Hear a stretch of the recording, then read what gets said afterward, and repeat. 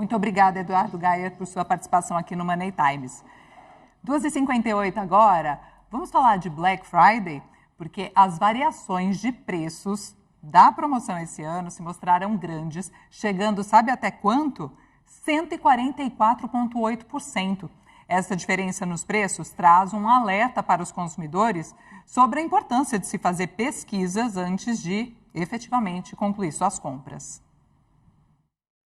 Uma análise divulgada pelo Valor identificou que, durante a Black Friday, um mesmo item poderia ser encontrado com diferenças de preços superiores a 100% entre diferentes lojas. Por exemplo, um eletrodoméstico anunciado por R$500 em uma loja estava disponível por R$1.220 em outra, representando uma variação de 144,8%. Especialistas em consumo destacam que essas discrepâncias podem ser atribuídas a estratégias comerciais distintas, políticas de estoque e custos operacionais variados entre os varejistas. No entanto, ressaltam que o consumidor deve estar atento para não ser induzido a falsas promoções ou preços inflacionados. Para evitar armadilhas, recomenda-se que os consumidores utilizem ferramentas de comparação de preços e monitorem o histórico dos valores dos produtos desejados. Dessa forma, é possível identificar se a oferta apresentada realmente representa um desconto vantajoso ou se é apenas uma estratégia para atrair compradores. Órgãos de defesa do consumidor alertam que práticas enganosas, como a elevação prévia dos preços para simular descontos, são consideradas abusivas e podem ser denunciadas. Portanto, é fundamental que o consumidor esteja bem informado e atento aos seus direitos durante o período de promoções.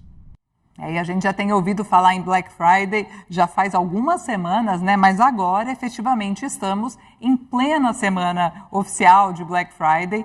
Destaque sempre no comércio físico e digital, movimenta bilhões de reais aqui no Brasil, revela tendências de consumo, estratégias de marketing e resiliência de negócios no mercado competitivo. Esse é um assunto, gente, que eu quero tratar com a nossa parceira aqui no Money Times, Camila Farani. Minha querida, seja muito bem-vinda novamente por aqui. Boa tarde, você está bem? Nath, eu estou ótima. Eu estou muito feliz de estar aqui. Eu gostaria de estar feliz de estar com você presencialmente, mas eu prometo que estarei semana que vem, tá? E é importante a gente dizer, antes de eu saudar aqui a nossa audiência, é importante dizer para a gente não confundir com Black Fraud. Exatamente isso. Por quê? Porque muitos empresários, e aí acho que até um pouco por falta de desconhecimento, eu não quero entrar num outro mérito, acabam mantendo o mesmo preço que tinham antes na Black Friday. E aí o que acontece? Acaba ficando, de uma certa forma, descredibilizado. Eu, como sócia da Nuvem Shop, a gente fez durante um bom tempo um trabalho muito forte para voltar a recuperar, não só dos clientes, mas ensinar também para os micros, para os pequenos, até para os médios empresários, o que eles deveriam fazer para cada vez mais, nesse momento, aumentarem suas vendas. Porque, fazendo um resuminho aqui muito rápido, né? E óbvio que eu estava te assistindo, então, boa tarde para todo mundo que está assistindo a gente. Eu estou fazendo um resuminho aqui muito rápido, você imagina, né? Eu estava até pesquisando se a Graph Diamond, se ela fazia uma Black Friday, né? Então, eu entrei rapidinho, imagina, Nath, se fizesse uma Black Friday, né? Eu acho que eu seria a primeira a comprar.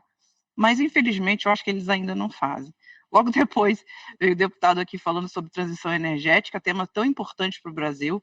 O Brasil, que naturalmente, não só pelas suas questões naturais, mas pelo seu posicionamento geográfico no mundo, ele lidera aí não só o mercado, mas principalmente trazendo a novidade da implantação das matrizes energéticas. Então, olha que maravilha. Depois falamos de corte de gastos, né? Importantíssimo, e aí eu quero fazer uma analogia, mas justamente para quê? Para falar que, no final das contas, seja o Estado, tanto o público como o privado, somos uma grande empresa. E, ora, se somos uma grande empresa, né, por que não a gente não se aproveitar de períodos específicos, exatamente como esse da Black Friday, para a gente vender mais? Camila. Por que a gente não consegue... Oi.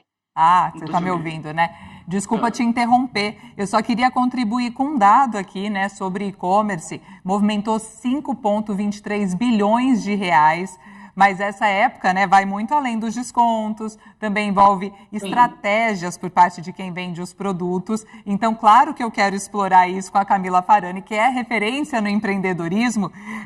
Cami, por que as empresas, então, precisam de uma campanha de Black Friday? Precisam mesmo, todas as empresas?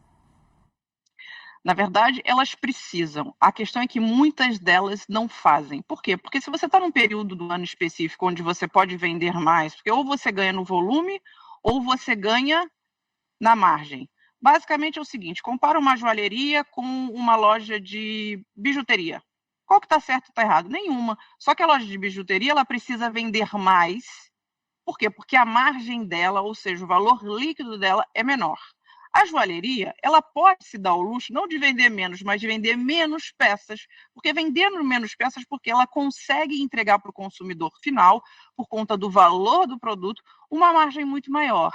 Então, se eu falasse para você, olha, a joalheria ou a loja de bijuteria, qual que precisa mais da Black Friday? As duas, porque no fim todo mundo quer vender mais. Boa.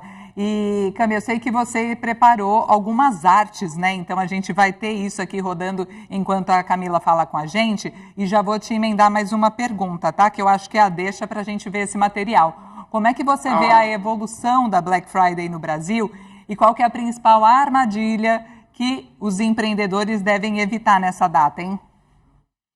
Então, acho que é importante dizer que a Black Friday ela foi cunhada, né, no mercado norte-americano, no mercado europeu, começou lá, veio chegando no Brasil, né? Então, eu não vou dizer que ela é relativamente nova, mas a gente ainda está se adaptando. Então, como toda adaptação, é claro, né, que não só os empresários, mas também como os compradores estão se adaptando. Então, o que o empresário, e a gente preparou os slides aqui exatamente, o que o empresário ele precisa fazer? A gente tem os slides aí na tela, Nath?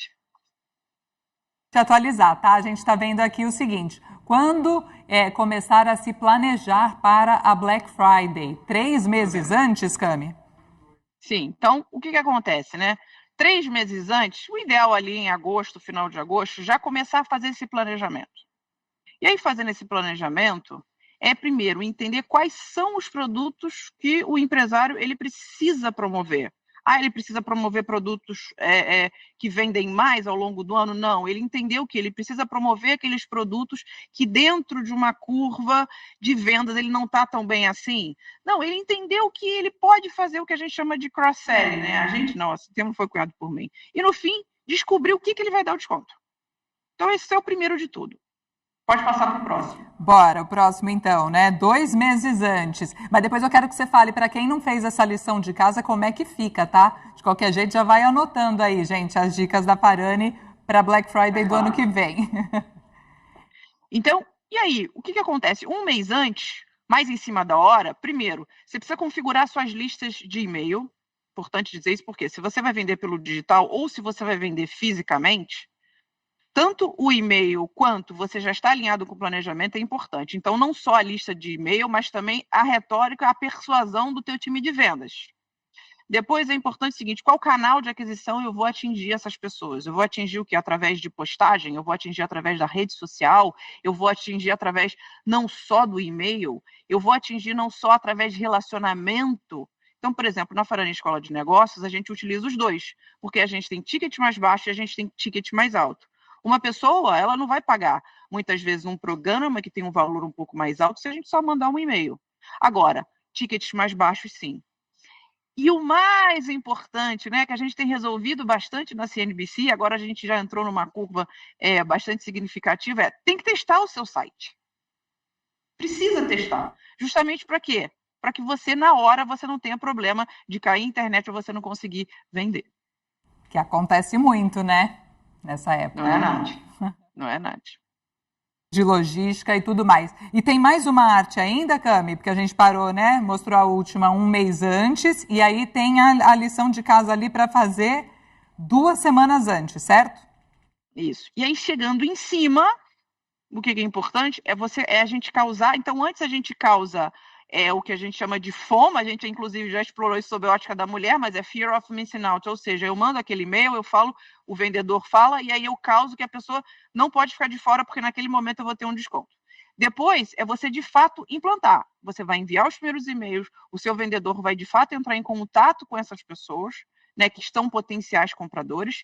E aí, o mais interessante é você conseguir colocar isso, toda essa etapa de preparo na rede social. Aí você vai falar assim, pô, Camila, mas por que eu não vou colocar também as vendas? Porque a venda é padrão você colocar, mas os bastidores que as pessoas gostam. Porque o bastidor, ele humaniza a sua marca. Ele tira não só essa barreira, de uma certa forma, que o digital, não é barreira, né? Mas talvez um pouco de frieza, mas ele humaniza. E a empresa e o consumidor pode pensar assim por trás. Tem um empresário, eu tenho uma empresária por aqui. Olha como é que eles fizeram para chegar até aqui. Então, isso cada vez mais é uma ferramenta também de persuasão. E vendas, né? Com certeza. Ô, Cami, empresas, né, grandes têm setores e equipes e um monte de gente trabalhando para tudo isso. O grande desafio, eu imagino, né, na prática, é para pequenos empreendedores, né? Sem dúvida nenhuma. Por exemplo, você é um caso disso. Gente, eu não sei se vocês sabem, mas Natália Arede é empreendedora, né? Então, olha, eu tô doida esperando aqui o que vai acontecer lá pelo Kids para eu poder aplicar não só no Luca, né? Mas eu acho que sem dúvida nenhuma, isso serve para o micro, isso serve para o pequeno, talvez o médio ele já esteja um pouco mais bem estruturado, mas ainda assim ele mais bem estruturado, ele precisa ter planejamento, ele precisa ter técnica e no fim ele precisa ter conversão de venda.